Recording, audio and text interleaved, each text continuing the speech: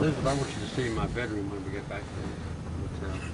Remember that suite in, what was it in San Francisco? It was so big you could get lost in it. That's not the point here. They have really embarrassed me.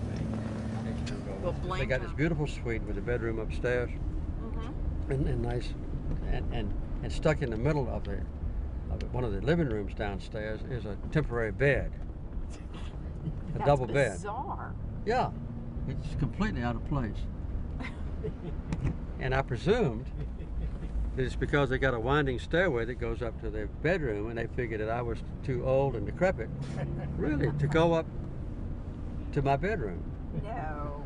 It doesn't fit in with the other furniture. It's just like somebody that they dragged in. That is just bizarre.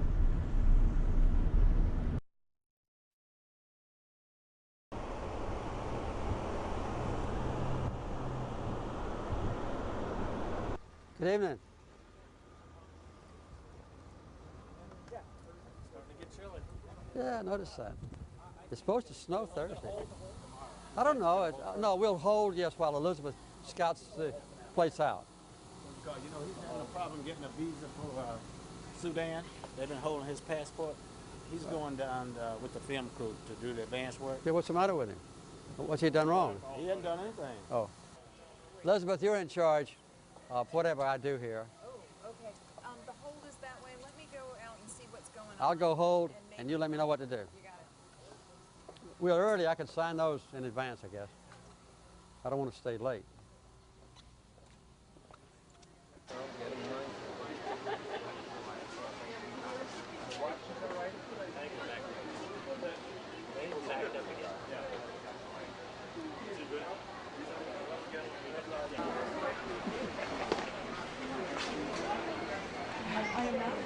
It's pretty big.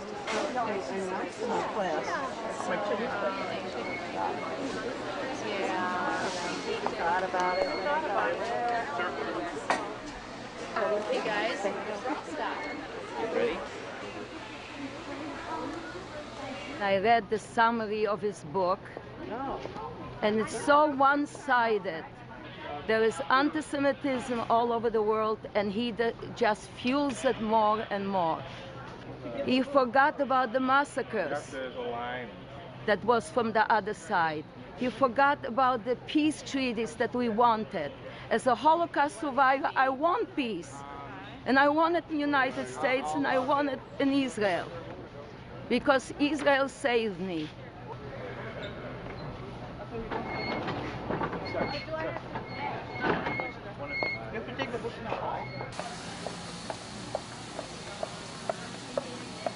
And you leave the colors very What we're going to do is get you started signing some of these. They're not quite as ready for us as I might have liked. So. All right. Enjoy our local Costco. All right. Try the crab legs. Go ahead and move up. Hello, and welcome. Go ahead and move up. I will make sure. I promise. I'll make sure I'll give it to you. I'll pass it right around there.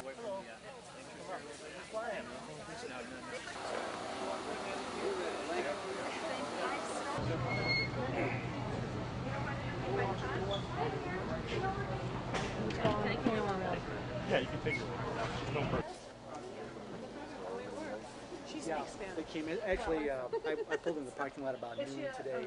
He's dealing with a very difficult issue that many politicians are afraid to deal with, and I think he's dealing with it in a relatively truthful manner. Well, my daughters were excited to meet you today. She was interested to learn that you like peanuts. I do.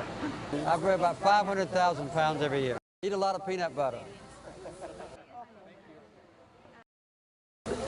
Yes. Backstabbing opportunity test, and you should be tried for treason.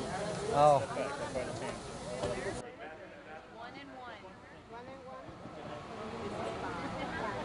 You got your books? You got your books? How many books you got? How many books do you have?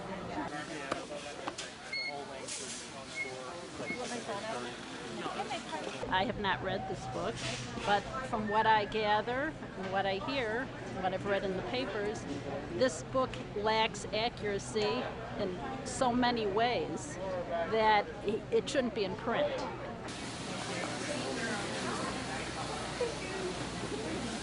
so much of the information that Americans get, you know, in the mainstream press is biased information, and it's not.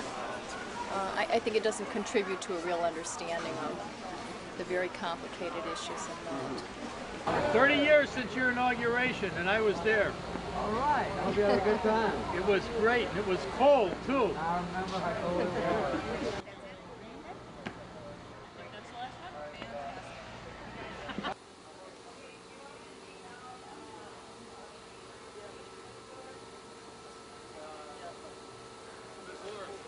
Okay, 1, 2, 3. Oh, that's a good one. Thank you all, everybody. It's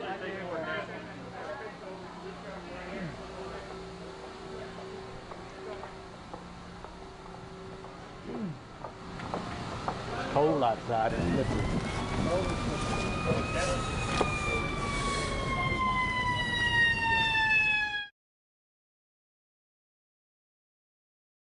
She was a little past 68, and she had a 70th birthday, I remember, in the little village of Vikroli. When Mrs. Gandhi, her subordinates, found out their mother was a registered nurse, they decided to assign mother, against mother's wishes, to the family planning program, educating the people about sex, using condoms and IUDs and restraining from sex. Very sensitive matters. That was what she was supposed to teach the people. So Mama finally had so much trouble communicating with one family at the time that she got one of her friends, who was also an untouchable but an artist, to help her make 2 puppets. One was a man, and the other one was his wife. And she wrote out in English what she wanted the man and woman to say. This would appeal to you as a director. And so her helpers would teach Mama how to say about 5 words at a time, and she was in Marathi, and she would say them over and over and over and over, over and over. And finally, he'd say, "Okay, Lily," they call her Lily. I can understand you. So he would turn on the tape recorder, and she would say those 5 words. He'd turn the tape recorder off, and she'd say 5 more words. So she tape recorded the altercation between a man and a woman. The woman was insisting that it had enough children. The man said, "No, I want to have sex tonight." And she said, "Well, if you do, you're going to have to wear a condom." So that's the way she taught the people how to comply with the family planning program. Hello, this is Jimmy Carter. It's good to be with you. Well, I'm in Chicago right now myself. I'm ready. There's only one side to the whole situation ever discussed in the United States, in the Congress, or in most of the news media. So I wanted to provoke a debate and tell the people factually, for one of the rare times, what's actually going on over there. I think the American people are going to be shocked and disgusted to know what is happening within the occupied territories. I've enjoyed it a lot. Thank you very much. Have a good day. Good morning. Yeah, it's good to talk to you. I think the bottom line that makes me optimistic is that the people of that region want peace. You know, every mother in Palestine wants peace. Every mother in Israel wants peace. Well, good morning. It's good to be with you and all the folks around the Delaware, Philadelphia area. Thank you. As you can have good faith peace talks between any 2 antagonists if the mediator is obviously biased at the beginning and takes one side to the exclusion of the other. So you have to have both sides feel that the mediator is going to be fair.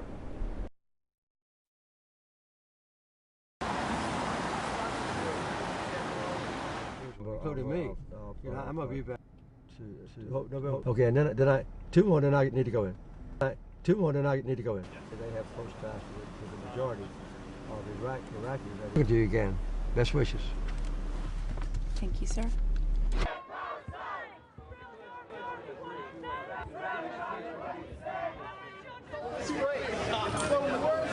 What do you say, hello, white power? I don't really go in a place unless Elizabeth tells me, because she checks to see if everything's okay. She went out to check.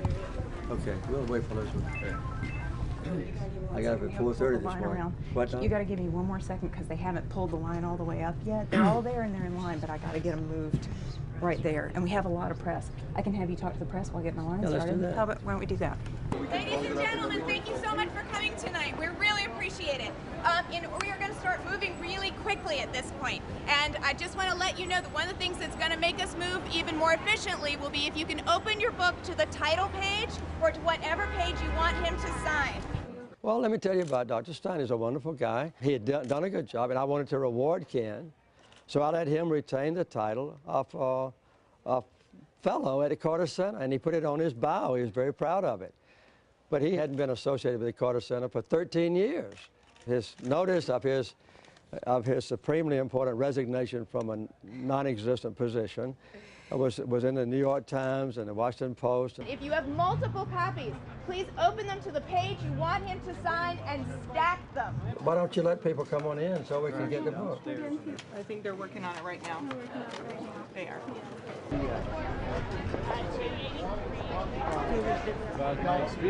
Hi. Hi. Thank you very much. Sorry to keep you waiting. I can take two at a time. Are these all? These are three. They're three together.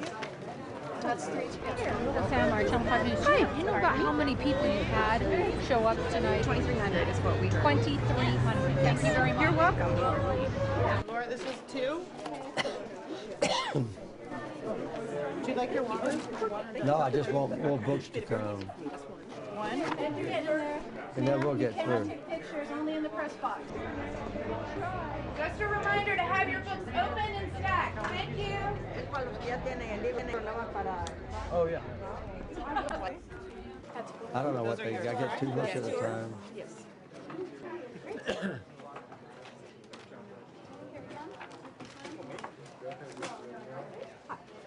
The president would like to speak. I know.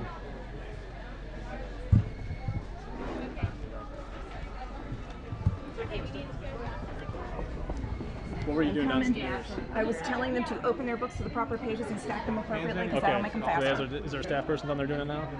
Yes, but I yelled it all the way down the street. Okay, DL wants you to. Hands on your pockets at all times, please. Thank you. Yes. Just talk about John Street. I would say.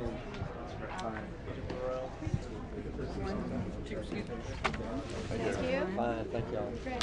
There you go. Nice to see you. Good evening. Thank you. Good to see you tonight.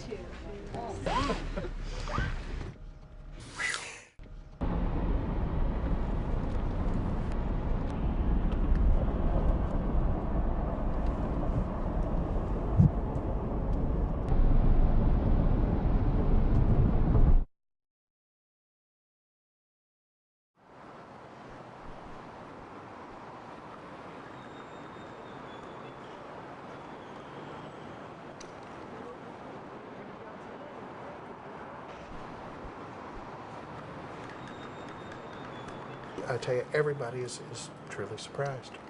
This is very atypical for a book on a serious subject at this time of year particularly. It's beating out the big diet books of the season.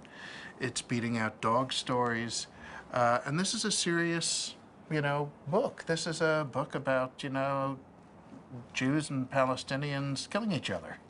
Merry Christmas from President Carter. We're seeing a sales level here which is nothing short of extraordinary. I mean, it is amazing. And I think only Carter could pull this off. What I do think Carter has as well, besides the serious reader, serious political, concerned citizen market, is without question also a Christian market. That because of his faith and his strong espousal of faith, will buy his books as well, because they're coming from a place of moral conviction on there and of religious conviction. Well, signing with President Carter is a whole science, as you now have seen. He has the record. He is the world's fastest book signer, but he's got. Generally, my relationships with all of my authors make me feel very protective. And when, this anger, it's it worried me, and it made me feel defensive and protective, and I said, you know, does it bother you? And he said, it doesn't at all. He said, if it bothered me, if I thought I was wrong and I hurt someone, I would be incredibly upset. But I know what I'm saying, and I stand by it. You know, Carter is a bit of a lightning rod because there's always been tremendous controversy involving anything with Israel and Palestinians. So Carter gets hit with he took the map from, you know, Dennis Ross's book, because thank God we all know there's only one map of the Middle East, and that's it. You know, people go batshit about this. It's preposterous. But the protests are going to continue, I think. You know, one more TV show, and it's gonna be tough for him.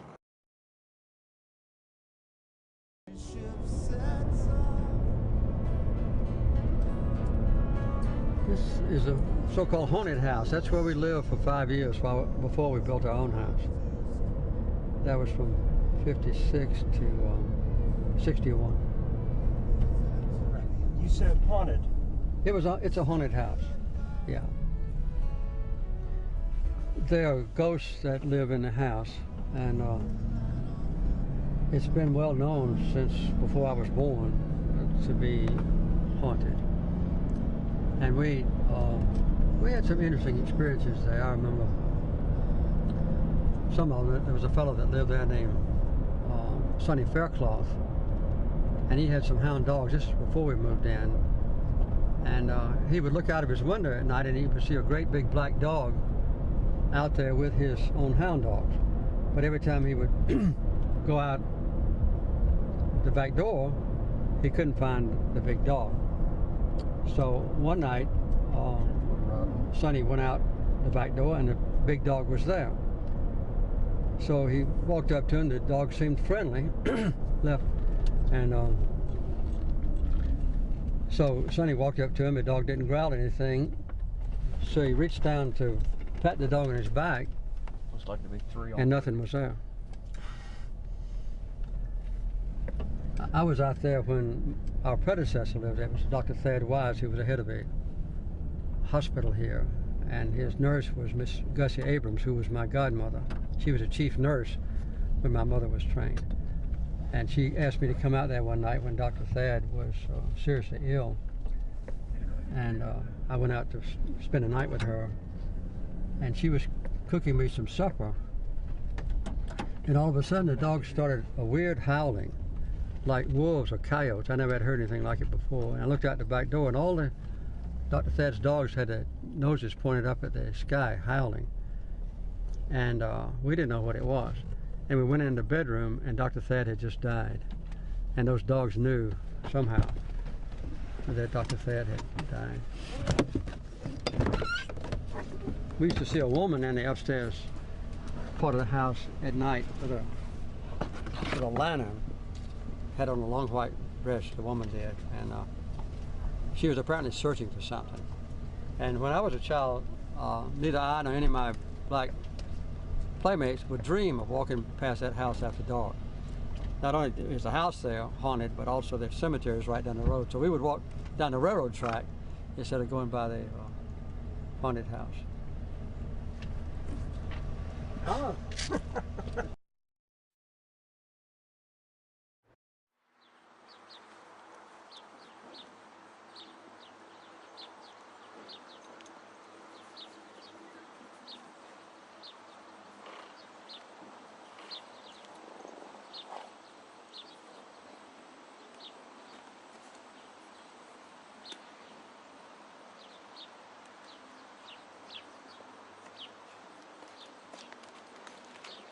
With the exception of my own parents, there were 5 people that shaped my life, and only 2 of them were white. The most important one in my life was Rachel Clark, who lived here in this house with her husband, Jack Clark.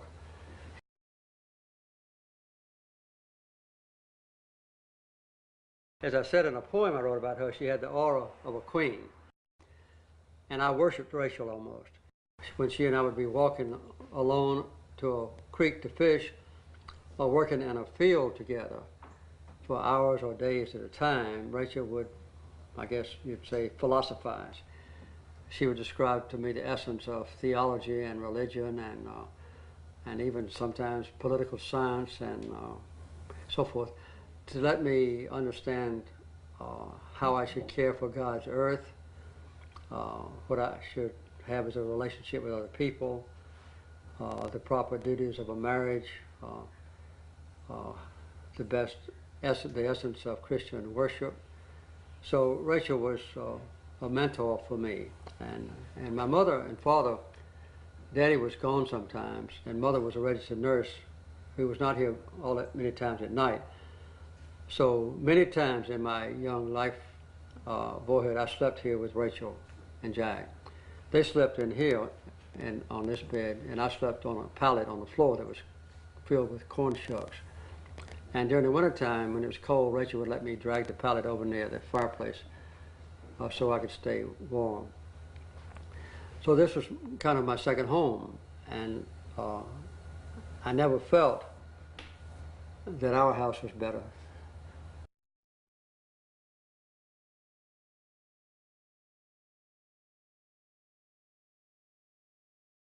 She never spoke about the need to end racial segregation. It was not a subject that was ever discussed, as I know, when I was a child. You know, to end racial segregation. She lived in her own black world, I lived in my own white world. But to an amazing degree, in the rural areas of Georgia, like archery, our daily lives were completely intertwined with my black playmates, peers of mine. We wrestled with each other, we fought with each other, we made toys together and played with them together. We worked in the fields together, we went hunting together, went fishing together. We did everything together. And on a completely equal basis. It depends on who could run the fastest, who could wrestle the hardest, who was the best boxer that prevailed at a particular time. But it was a completely equal and intimate relationship. We could tell sometimes. We could catch a train and go into America's 10 miles away to a movie. And when one of my black friends, say A.D. Davis, and I decided to go to the movie and got permission from my daddy, we would go up to archery and put a little red leather flag in a hole in a cross tie, and the engineer would see it and stop the train, and A.D. and I would get on and pay 15 cents for a round trip. He would go to the colored section, I would go to the white car, and we would ride to America separated. We'd get to the Americus Railroad station, we'd get off, and we'd walk down the street, maybe holding hands or playing with each other. We'd get to the theater. I would go down into the first floor, luxurious seats. He would go around to the back of the theater, go up to the third floor. We'd watch the movie separate. When the movie was over, we'd walk back together to the train and ride our separate ways to archery. And that's the way it was. I wrote a poem about Rachel, but I wrote another poem called The Pasture Gate. And that poem describes the time in my life when I realized the essence of racial segregation.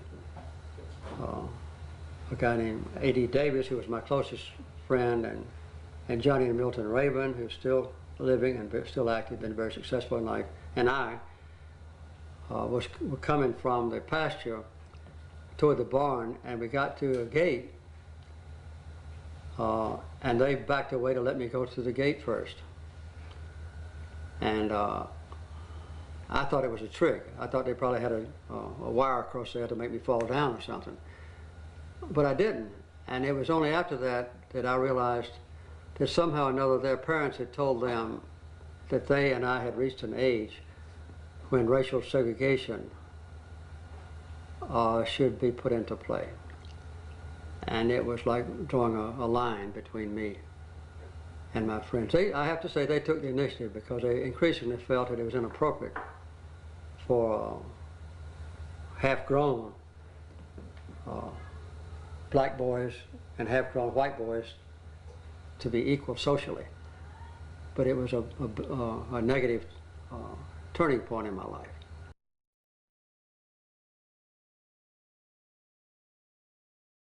There were no civil rights activists. There were no enlightened white lawyers who condemned the Supreme Court ruling of separate but equal.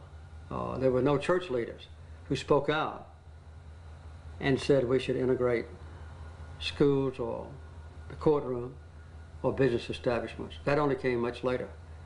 So at the time I left the farm and went off to serve in college and in the Navy, racial segregation was still the law of America. Can you share what's on your mind after the tour? Was it hurtful finally?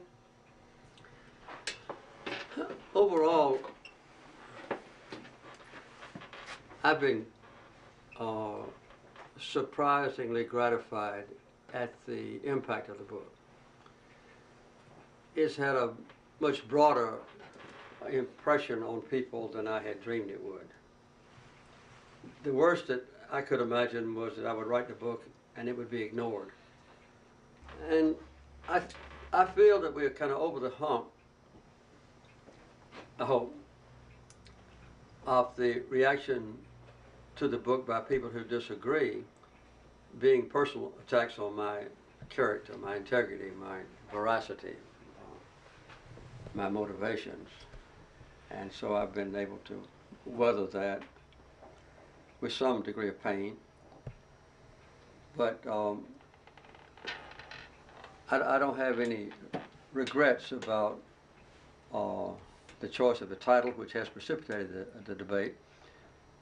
And I'm very pleased with the response to the substance of the book. The fact that peace talks have now been missing for 6 years, and they might soon be renewed. The fact that nobody in the United States had ever acknowledged or discussed the horrible plight of the Palestinians, and that there is a growing concern about something must be done about them no matter what happens inside Israel.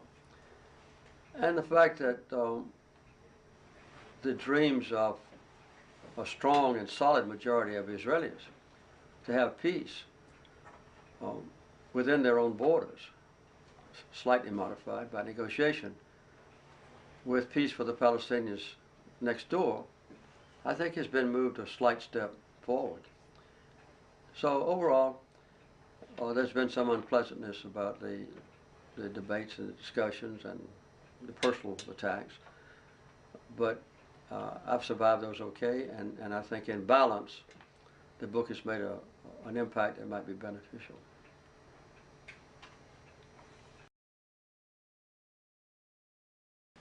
When I was sitting at that desk when I got a call from Egypt that Sadat had been shot, and but they assured me that he was going to be okay, but I was worried.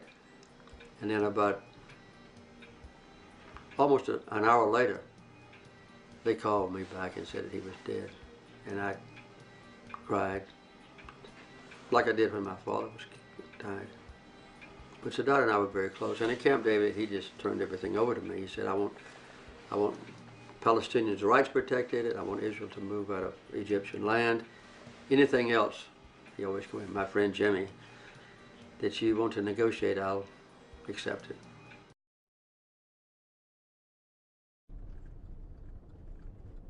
I began to see, as I went through my ever-evolving life, that public service was a way to implement some of the things that you adopt as a religious believer or just in your idealistic way as a student. And so I learned in those positions of importance that governments, if enlightened and if imbued with a kind of justice that Reinhold Niebuhr and others described, could be a very powerful and beneficial influence in people's lives. I learned too, after I left the White House mostly, the broad definition of human rights. You know, in America, if I asked this group without my coming here, just to list the basic human rights, you would list the freedom of speech, right? Freedom of religion, probably trial by jury. And those are very important in our country. But if you ask a person in Haiti, what are the basic human rights, they would say the right to have food, or a place to sleep at night, or maybe gainful employment. In retrospect, would you change any of your policy priorities or decisions that you made either as president or afterwards related to health and or social justice? If I had to do over again, knowing what I know now, yes. You know, the things that I've told you about the impact of poverty in the poorest communities, I didn't know about them then. You know, I knew what happened in Orchard, Georgia, where I grew up during the Depression years. All of my neighbors were black people, African Americans. I didn't have any white playmates. I didn't have any white neighbors at all. And I saw then, you know, what poverty was. The greatest challenge in the world is a growing chasm between rich people and poor people. In the past, villagers, just for instance, in the remote areas of Burkina Faso or Niger, wouldn't know what's going on 10 miles away. And now with radios and so forth, they begin, and even with the impact of television, they see the difference between their life and what's going on in Paris or just in Nairobi. And so they become more dispirited. The natural thing is for them to blame their own government. And that's why there are so many civil wars and skirmishes and animosities develop. And then ultimately, there develops a breeding ground for being recruited into a hatred of the richest people in the world. And the United States is a natural target.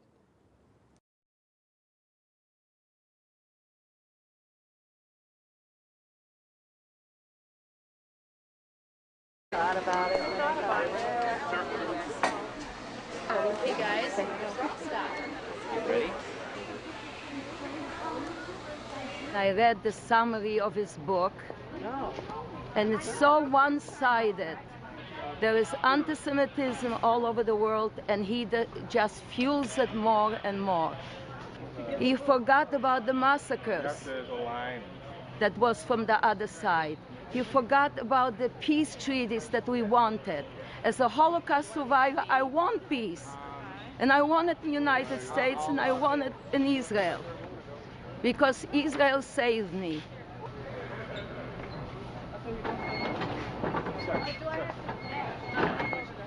You can take the book now. And you leave the colors very What we're going to do is get you started signing some of these, or if they're not quite as ready for us as I might have liked. So. All right. Enjoy our local Costco. All right. Try the crab legs. Go ahead and move up. Hello, and welcome. Go ahead and move up. I will make sure. I promise. I'll make sure I'll give it to you. I'll pass it right around there.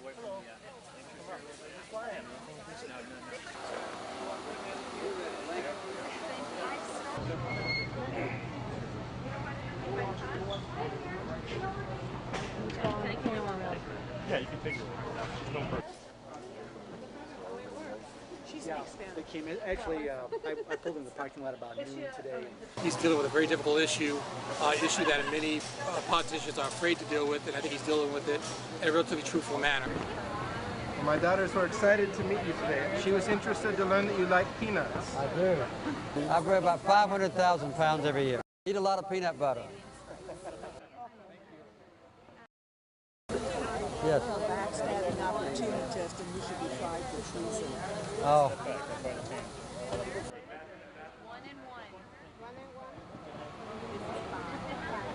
You got your books?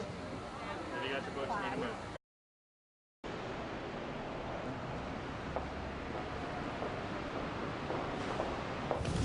Elizabeth, I want you to see my bedroom when we get back to the hotel.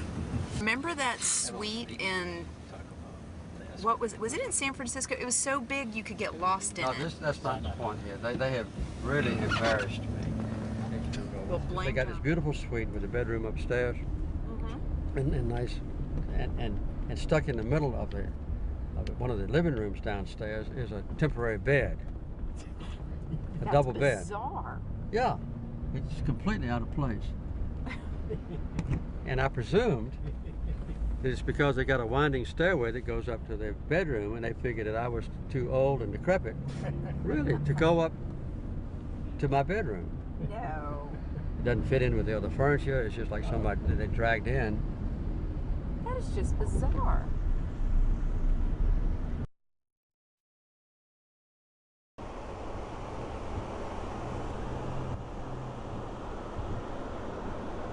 Good evening. How many books you got? Hi. How many books do you have?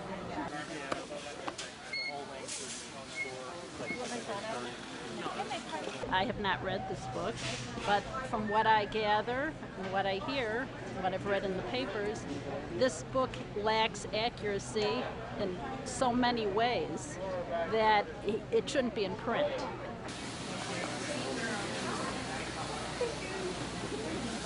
So much of the information that Americans get, you know, in the mainstream press is biased information, and it's not.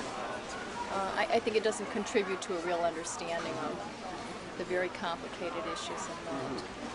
30 years since your inauguration, and I was there. All right. I hope you had a good time. It was great, and it was cold, too. I remember how cold it was.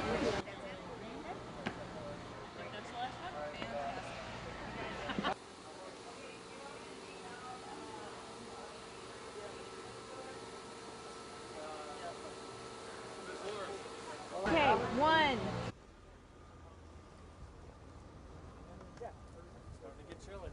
Yeah, I noticed that. It's supposed to snow Thursday. I don't know. No, we'll hold, yes, while Elizabeth scouts the place out. You know, he's having a problem getting a visa for Sudan. They've been holding his passport. He's going down with the film crew to do the advance work. Yeah, what's the matter with him? What's he done wrong? He hasn't done anything. Oh. Elizabeth, you're in charge of whatever I do here. Oh, okay. The hold is that way. Let me go out and see what's going on. I'll go hold, and you let me know what to do. You got it. Well, early, I could sign those in advance, I guess. I don't want to stay late.